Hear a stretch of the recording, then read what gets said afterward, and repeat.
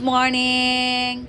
So, ipakita na ko sa inyo ha kung paano ba ako nagsishave ng aking mga paa. Kasi masyado talaga siyang maraming balahibo.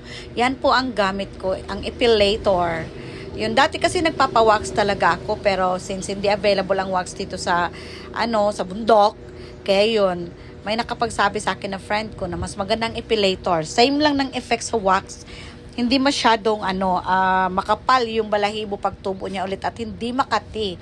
So, ang ganda talaga ng takbo ng pakiramdam ko dyan. Kaya yun na yung gamit ko simula noon.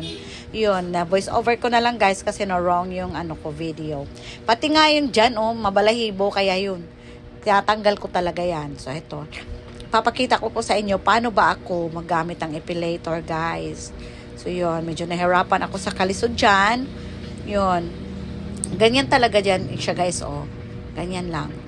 Medyo masakit siya sa simula. Masakit lang naman talaga sa first time guys. Pero yun, pag nasanayan naman din, masarap na siya sa pakiramdam. Makati na nga pag, hindi ka pa nakapag-shave, parang nag-aano ka na, ang gusto ko na mag-shave. Yung hinahanap-hanap mo pag nagpa-pedicure ka, yung ganon.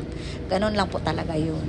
So yun, makikita nyo naman, ang kapal ng mga balahibo ko. And then, makikita nyo pag, na kumikinis na yung paa. Kumikinis! Ay, hindi naman. Hindi yung nawawala na yung mga balahibo. Yun, pumuputi-puti na. Pasensya kayo kung Bisaya, Tagalog tayo nito, ha? Kasi ang hirap talaga mag-voice over. Oo nga, ang hirap talaga mag-voice over, guys. So, yun. Pinagpatuloy ko na yan siya.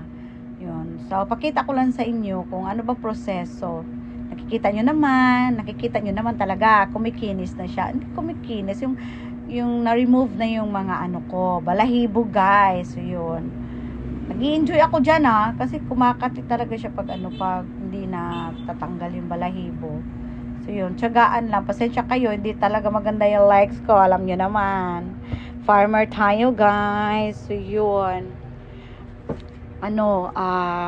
pero ang linis ng pagkakakuha niya, para talagang giwax yung yung pag-shave mo. Tsaka hindi siya makati pag tumubo na yung mga balahibo, guys.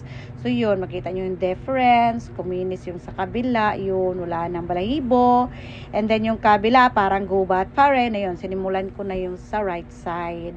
Yun pa rin. Same process lang. Tiyagaan lang talaga. Makikita nyo naman. Bawat madaanan ni epilator, guys, talagang nawawala yung balahibo. Ganyan talaga siya, guys. So yun, if I were you, isang bagsakang pagbili lang, and then later on wala na. Kaysa sa magpa-wax kasi, parang every 2 months pa-wax tayo. So yun na yung effect, yun na yung final na mukha ng paa ko. Thank you for watching guys ha. Bye!